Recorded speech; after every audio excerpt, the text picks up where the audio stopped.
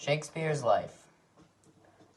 Shakespeare was, and still is, widely considered to be a genius playwright, the national poet of England, and some even go so far as to say that he was the greatest dramatist to ever set foot on this planet.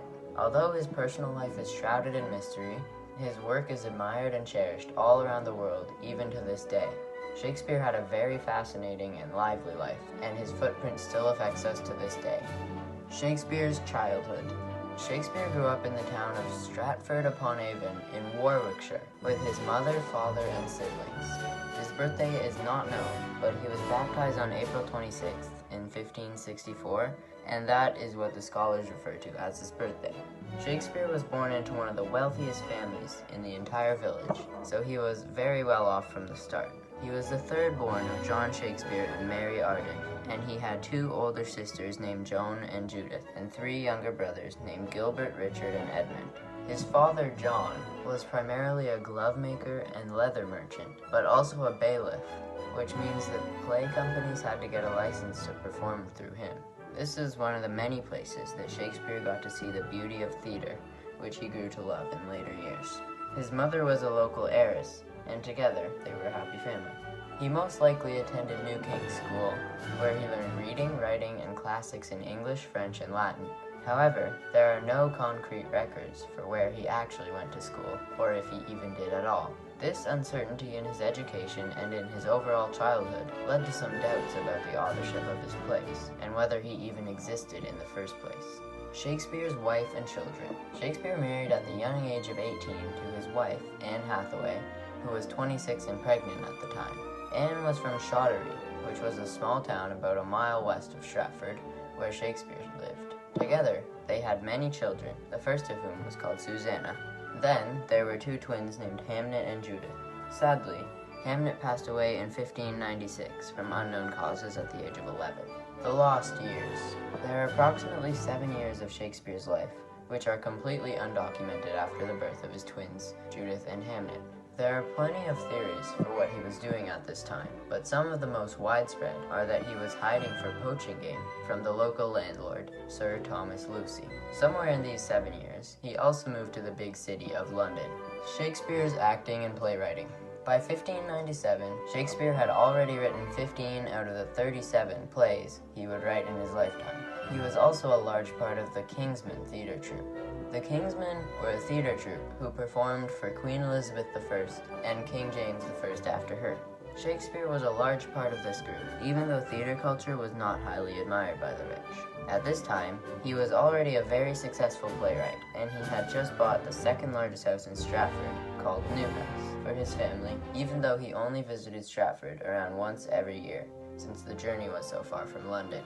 Shakespeare's writing style. Shakespeare developed his own writing style eventually, but at first, he just wrote in the conventional style for the time. In 1599, Shakespeare and his business partners built their very own theater to perform in, since Shakespeare was so successful and talented.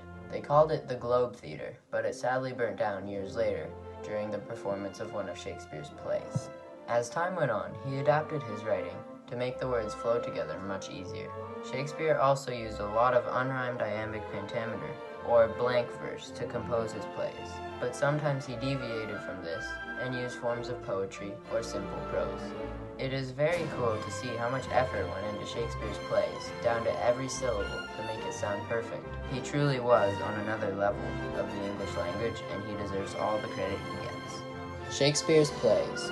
Shakespeare wrote a total of 37 plays in his lifetime, the first being in 1590, called Henry VI, and the last being in 1613, called The Noble Kingsman.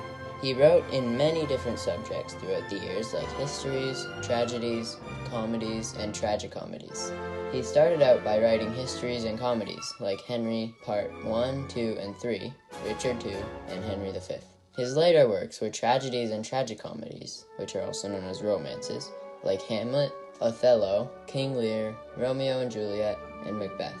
Shakespeare was a genius when it came to writing, and his style is still admired to this day. Shakespeare's death.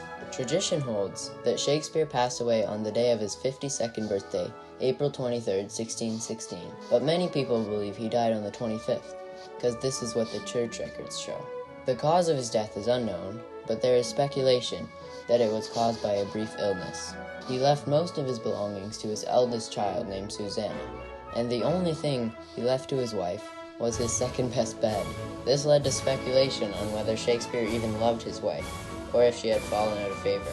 It is likely that they were not a close couple, but they had to stay married because of the customs of the time. The authorship of Shakespeare's plays. Close to 150 years after his passing, people started to question the authorship of his plays. The reason for people questioning this was because of the cloud surrounding his life, especially around his childhood, which led to many uncertainties. Another reason people questioned the authorship of his plays was due to the fact that he did not go to a very high-level school like Oxford. Many people believe that he would not have had the training to write at such high level and create such rich characters with the education level he received. Many people believe that it was Edward Vere who wrote the plays, since he had a much better education and a much clearer background. Also, Edward Vere's plays had a very similar style to those of Shakespeare. However, many Shakespearean scholars attest that many playwrights from that time came from modest backgrounds like Shakespeare. I believe that Shakespeare did write his own plays, and just because he was not born to the richest family or get to attend the best school does not mean he cannot still be creative and put together amazing works of art like he did. Shakespeare's legacy. Shakespeare is a figure admired by many and loved by more. His works changed the English language and are masterpieces in every way. His works are constantly studied and reinterpreted as new ideas are discovered with them. His plots contain characters that are timeless and relatable to this day, with a wide range of emotions and conflicts that can be applied to anywhere around the world at any time. His works truly are a gift that just keep giving.